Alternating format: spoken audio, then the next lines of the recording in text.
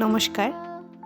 আজকে আমাদের বাড়িতে অতিথি আসা উপলক্ষে একটি পুজো স্পেশাল রান্না করলাম, বাসন্তী পোলাও সাথে চিকেন কারি। সরু চালের গরম গরম বাসন্তী পোলাও, হালকা ঝাল হালকা মিষ্টি স্বাদে খুবই অপূর্ব লাগে খেতে। সাথে চিকেন কারির যে গ্রেভিটা ওটা অল্প করে দিয়ে নিতে লাগে, জাস্ট ভাতের উপরে অল্পখানি ছড়িয়ে দিয়ে আস্তে করে পোলাওর সাথে মেখে একটা চিকেনের পিস নিব, নরম দেখে একটা মাংসের পিস উঠাবো। দেখেন চিকেনের কালারটা সুন্দর এসছে, একটুখানি ভেঙে নিয়ে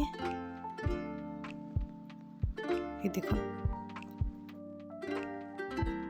বাসন্তী পোলাও আর চিকেন কারি খুবই অপূর্ব একটা কম্বিনেশন।